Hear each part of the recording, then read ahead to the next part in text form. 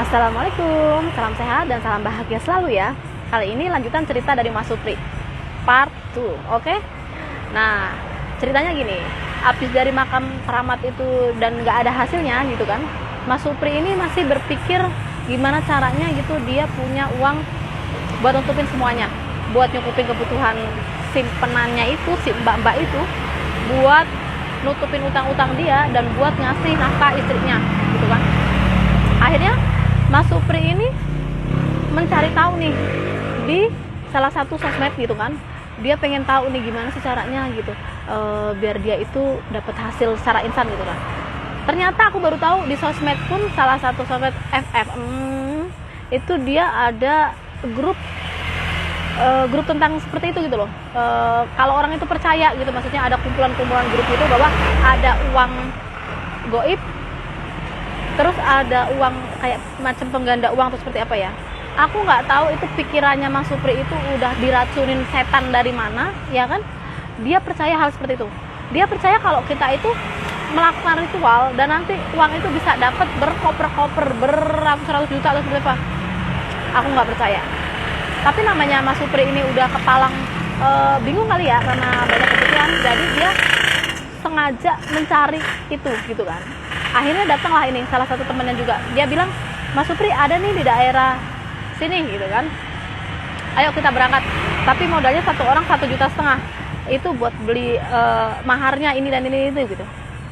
Aku ya nggak habis pikir toh, kalau uang 1,5 juta itu buat dimodalin beli frozen lagi, buat dimodalin muter kan udah dapat hasilnya bisa buat muter lagi dan bisa buat jajan anak-anaknya gitu loh, maksudnya daripada nyari uang 1,5 juta tapi dibawa ke tempat seperti itu.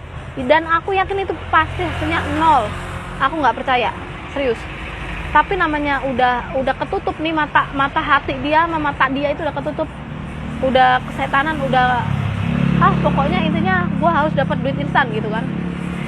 Akhirnya dia berangkat bareng sama temen-temennya, dan sampainya dia itu di lokasi adalah itu dia semacam perjanjian. Kata dia kemarin itu dia jalan 4 orang, 5 orang sama sopirnya gitu kan. Nah, syaratnya itu dia habis membelikan mahar itu, dibeliin lah itu semacam apa sih, saya nggak tahu itu sesajen apa gitu kan bentuknya gitu, entah itu ayam cemani atau seperti apa, aku nggak tahu itu intinya. Nah, syaratnya itu kita nggak boleh tertidur, dan kita itu harus tetap terjaga sampai azan subuh, sampai terdengar itu posisinya ayam berkokok gitu kan. Dia cerita seperti itu. Ternyata jadi dia itu harus sabar gitu kan. Dia ngasih uang nih berempat itu kan 1,5 kali 4 berarti 6 jutaan gitu kan. Dia ngasih lah itu ke kunciannya itu. Aku nggak tahu, mungkin kayak pengganda uang itu atau seperti apa ya. Jadi kita nggak boleh masuk ke ruangan itu. Kita harus nunggu azan, kita harus terjaga, kita harus nunggu azan subuh, minimal ayam itu berkokok gitu kan. Nah, sembari dia itu berdoa, nggak tahu baca mantra atau seperti apa tuh, berempat itu ternyata mereka mendengar ayam itu udah berkokok. Jadi kalau kedengeran udah ayam itu berkokok, disuruh mereka bawa tas dan ngambil uang itu katanya. Ternyata pas mereka mendengar ayam itu berkokok, mereka masuk gitu kan, uang itu nggak ada. Jangankan yang 6 juta, apalagi yang dijanjiin puluhan dan ratusan juta, yang 6 juta yang mereka bawa aja nggak ada gitu kan.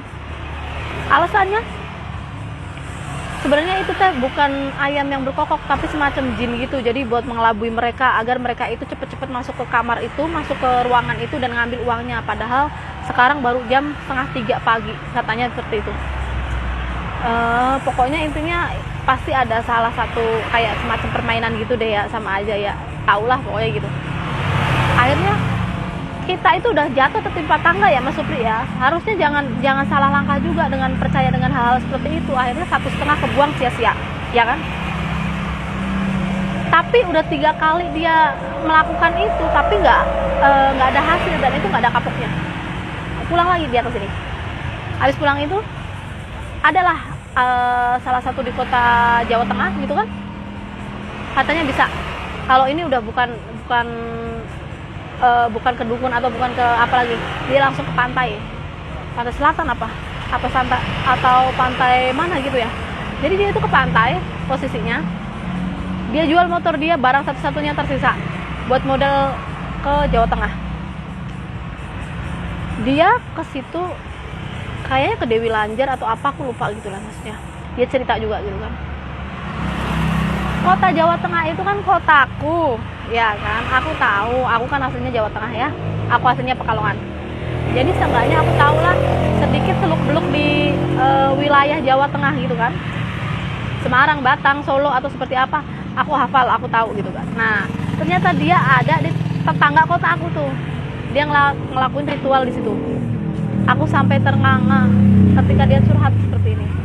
Mbak Maya, iya, aku kemarin ke deket kota kamu loh, ke tetangganya Pekalongan. Oh iya, ngapain? Biasa kata dia. Terus hasil? Iya itu kan ceritanya, aku nemuin kunciannya ada di pesisir pantai gitu kan. Wah gila, ini mah bukan cuma nemuin dukun doang ya, tapi ini udah benar-benar yang dia kayak mau ada perjanjian gitu sama ratu pantai gitu kan.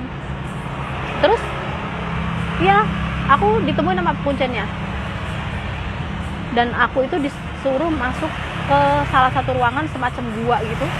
Di situ itu ada banyak sesajen, ada makanan pula gitu kan.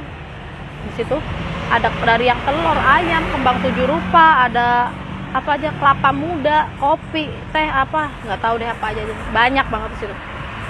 Dan itu nggak habis pikir. Aku tuh orangnya kalau ada orang yang cerita aku selalu mendengarkan gitu loh, maksudnya jadi pendengar yang baik gitu. Oh iya mas, terus gimana?